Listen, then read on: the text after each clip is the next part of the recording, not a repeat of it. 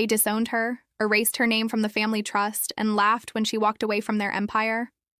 But Delilah Warner didn't break. She built. From abandoned shipping containers and silent soil, she grew a revolution that would shake boardrooms and rewrite legacies. This isn't just revenge. It's rooted, resilient, and unstoppable. Watch how one woman turned exile into empire. No permission, no apologies. The wind in Nebraska wasn't just loud. It was a character. A force. A kind of truth that didn't let you pretend. That's what I told myself when I stepped off the Greyhound bus with nothing but a duffel bag and a dream no one but I could see. I wasn't running from something. I was planting myself somewhere they couldn't dig me up. It had been 6 months since I walked out of the Warner family boardroom in Manhattan.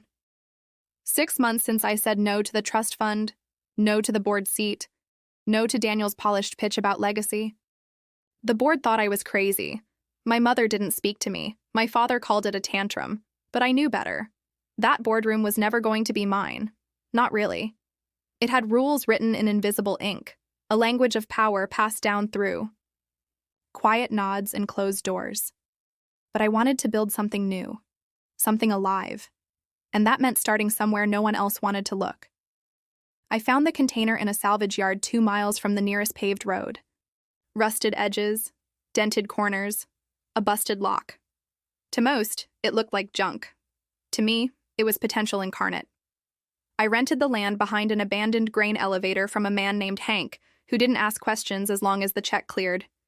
I wired solar panels to the roof, filled the inside with tools, a folding cot, and boxes of seed samples I'd smuggled out of the lab in New York. That was day 1 of True Harvest, a name I scribbled on the wall in chalk before I had even one data point to back it up. It was cold that first night. Not just in temperature, but in isolation. No Wi-Fi, no heat, no friends. Just wind and earth and me. I spent the first weeks testing soil samples, measuring moisture retention, cataloging native plant species, and sleeping in 2-hour increments. I grew accustomed to the silence, to the loneliness. But inside that silence was a rhythm, one I began to trust.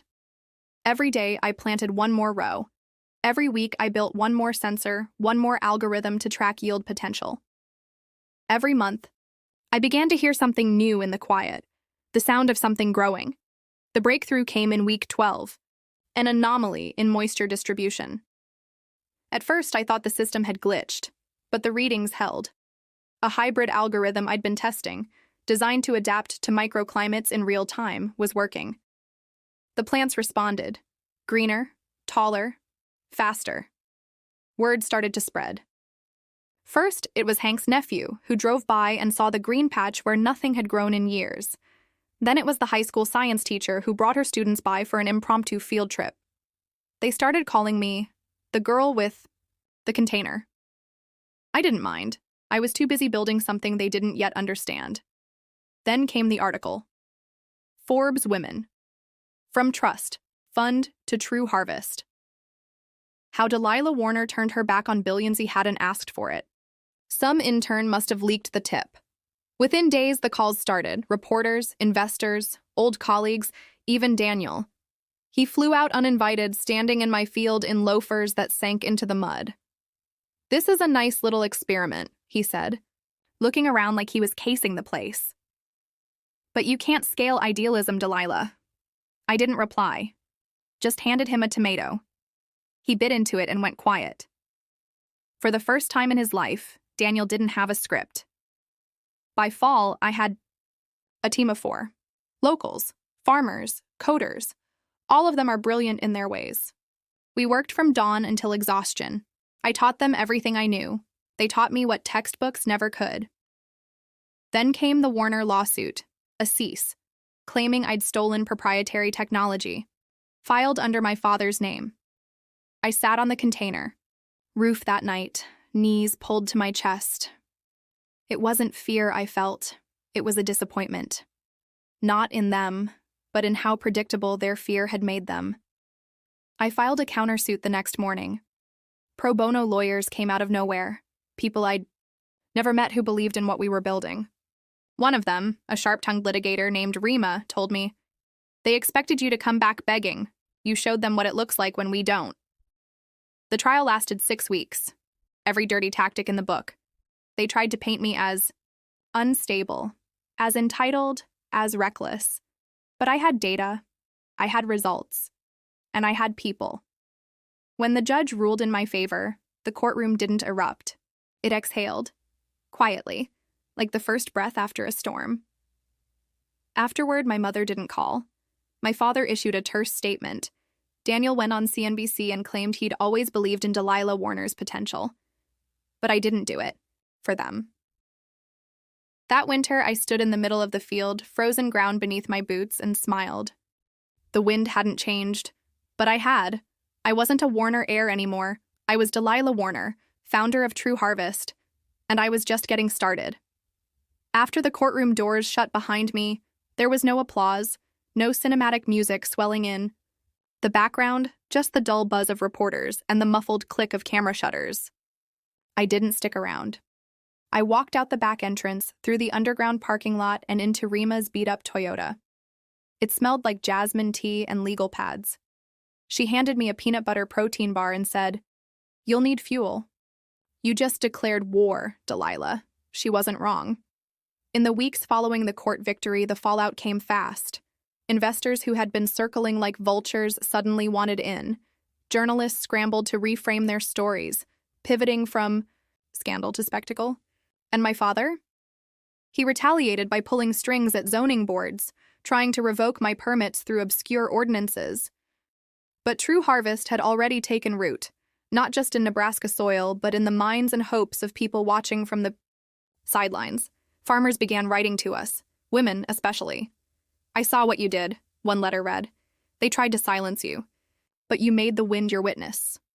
Our core team grew. We rented a second container, then a third. We upgraded our solar array and introduced a hybrid energy system that utilized both wind turbines and anaerobic composting. A visiting group from a regional university asked if they could partner with us on a sustainable agritech curriculum. "We can't keep up," my lead coder Trina said one evening, staring at a dashboard full of green status pings. "This thing's growing faster than we ever planned." Then we build the plan around the growth, I told her. It became our new motto. Months passed like seasons in fast forward. We launched True Harvest Labs, an open-source database for adaptive agriculture techniques. Smallholder farmers from Sudan to South Dakota accessed our AI-driven recommendations for maximizing yield with minimal water. In the background, the Warner family tried to reclaim relevance. Abigail, my sister, reached out. A single text. "I know we're not talking, but I'm proud of you. Let me know if you ever want to talk. Just not about them." I didn't reply right away. Some wounds needed air before they could be dressed. Meanwhile, Daniel rebranded himself as a green tech investor, dropping my name in interviews as if we were partners. We weren't. We never would be. One night I saw him on a panel discussion. Delilah was always visionary, but she lacked structure. That's where Warner Global would have helped. I turned off the TV. No point watching ghosts pretend to be allies. Rima stayed close. She believed in our cause with the tenacity of someone who'd fought her own battles in quiet conference rooms lined with old white men. One evening, over a bottle of cheap wine and field reports, she said, "They're not scared because you succeeded. They're scared because you didn't fail on their terms." By the following spring, we'd purchased 30 more acres. Half was reserved for cultivation, the other half for education and outreach. We built the learning barn, part classroom, part makerspace, part community kitchen. Every wall told a story. Data visualizations, murals painted by local kids, testimonials from women farmers who'd implemented our adaptive tech. The barn opening was our first real public event. Hundreds came. Journalists, families, former skeptics. I wore a thrifted blazer over muddy jeans and gave a speech that wasn't rehearsed. Just the truth.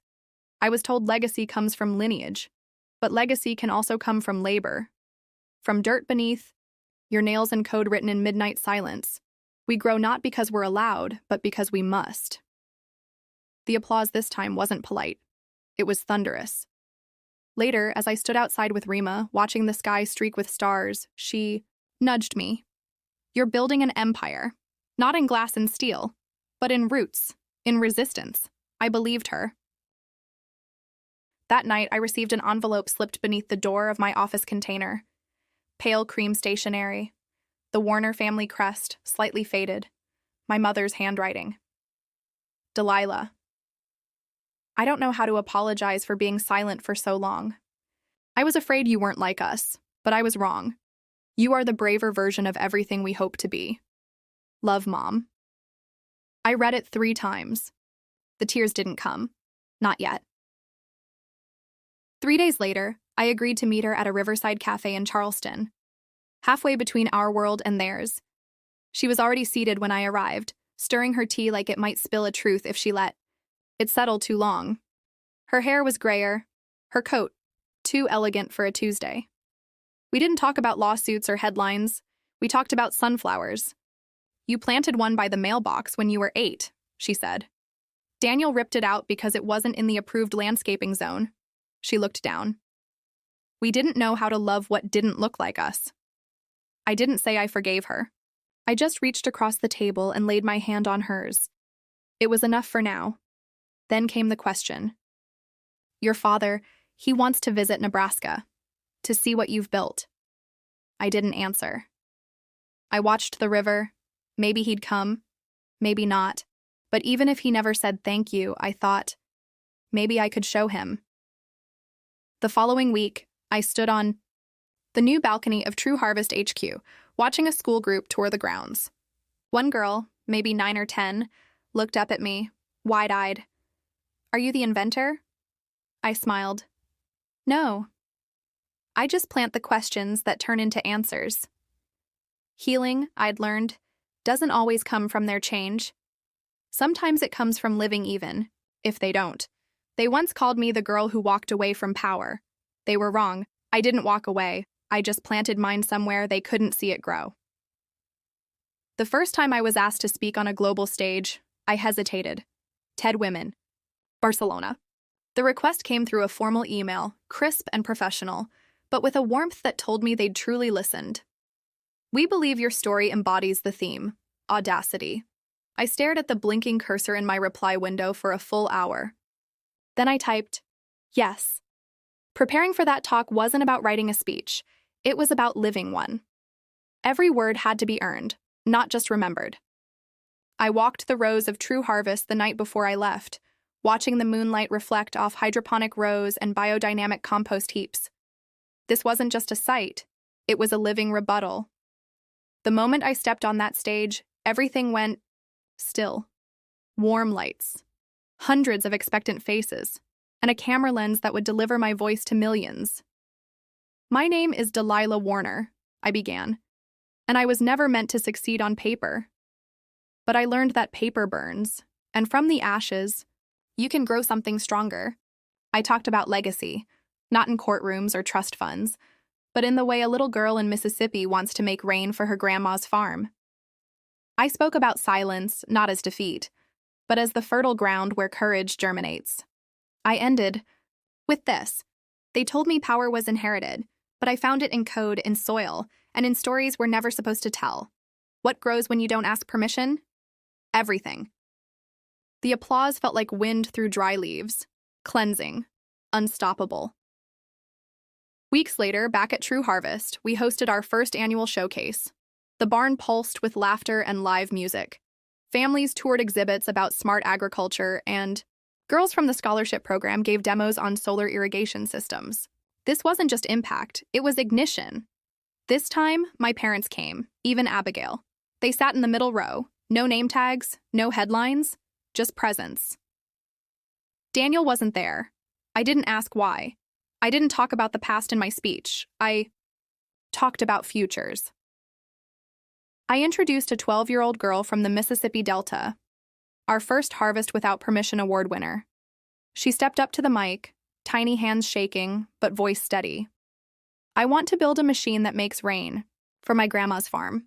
I knelt beside her and said into the mic, I'll help you. After the lights dimmed, long after guests had drifted away, I walked alone to the original container, the one we never moved. Inside, behind outdated solar panels and weather-stained notebooks, I found it, My very first lab journal. The one I scribbled in when this was just an idea. Page 1. Moisture. Sunday. Yield. Hope. I walked to the tree I had planted the night I arrived in Nebraska. It was tall now, strong enough to shade a truck. I dug a small hole at its base and buried the notebook. No camera, no plaque, just dirt and silence. Because some things don't need to be remembered, they just need to be released. I no longer needed their permission to matter. I had made space for myself. And I'd filled it. Root by root. Until even the wind knew my name. Because sometimes the people who doubt us become the soil where our strength takes root. And the silence we once feared becomes the space where our voice grows loudest. We don't need permission to rise. We only need the truth, courage, and the quiet, stubborn power of persistence. The winter after the showcase came in like a breath held too long, sharp, silent, expectant. Snow blanketed the plains outside True Harvest, and the trees stood like watchmen in stillness. The cold made the world honest. There were no pretenses in Nebraska's wind, but inside the main lab, heat from solar panels kept the air steady and soft. Delilah sat cross-legged in her corner office, surrounded by paper drafts for a new curriculum initiative called Roots to Robots. It would blend agricultural science with coding literacy for rural schools. Girls from communities that had never even had reliable broadband would learn to code their greenhouse sensors. She was tracing the outline of the new pilot site when the knock came. "Delilah, someone's here to see you." It was Marcus, the program director. She looked up. "Who?" He hesitated. "Your father." For a full second, she felt the world narrow to a pinhole. Delilah stood slowly, brushing invisible lint from her sleeve. "Send him to the field office." It was the most stripped-down building on campus. No smart glass, no polished floors. Just steel, wood, and the smell of raw earth. If he wanted to see what she'd built, he'd see it without filters. When she walked in, he was seated on the bench, fingers clasped around a cup of black coffee. Time had humbled him. The tailored sharpness had softened. The lines of command on his face had blurred into something almost human. "Delilah." She sat across from him. "Dad." He looked around. "This place. It's real." She tilted her head. "Did you think I made it up?" "No, I just didn't understand it." He paused. "Until now." There was silence, the kind that waited for someone to either wound or heal. He finally said, "I came to apologize, not just for the trust fund, or the court, but for being a man who couldn't imagine a daughter more powerful than his legacy." Delilah didn't move. "Is that why you came? For yourself?" "No," he said softly. "I came to see what legacy looks like, and to ask if there's a place here for a man who's willing to learn." She looked down at her hands, calloused, strong, not needing approval anymore. "There's a volunteer spot in the greenhouse, Tuesdays and Thursdays. You'll work with cassava root studies. It's not glamorous." He smiled for the first time. "That sounds perfect." That spring, a surprise visitor arrived, a documentary filmmaker from the BBC. They wanted to feature True Harvest as part of a series on global solutions. Delilah resisted at first, but her team convinced her. The episode aired in June. It showed girls coding irrigation networks, families harvesting smart-farmed food, and her father tending cassava roots in silence. And then Delilah, walking through rows of growing things, voiceover gentle but firm. Legacy isn't inherited, it's cultivated, with hands and mistakes, and choosing to try again when silence seems easier. The episode went viral, not because it was flashy, but because it was real. In August, the scholarship fund broke a new record, 2,000 applicants from 19 countries. Delilah read every single essay. One stuck with her. A girl from a refugee camp in Jordan wrote, "I've never planted anything before, but I think I could make a future, if someone just shows me how." Delilah mailed her a kit with seeds, a mini solar panel, and a handwritten note. "You already have. Welcome to True Harvest." Her TED Talk hit 1 million views. A book offer came. She declined it. Instead, she wrote a field guide for young girls called Grow Anyway. It wasn't about success, it was about resilience. About how to keep going when the world calls you too much. It included diagrams of her failed prototypes, photos of her first failed lab, and entries from her private journals, including the page she buried. The final showcase of the year arrived, under golden skies. This time, the girl from Jordan was there. So were students from Detroit, Manila, and Accra. They toured, they touched, they learned. Delilah stood beneath her favorite tree, now known as the root tree, where many came to write, sit, or reflect. She said nothing in closing remarks. Instead, she invited 3 girls to speak. They talked about drones and farming, about building moisture sensors, about helping their grandmothers.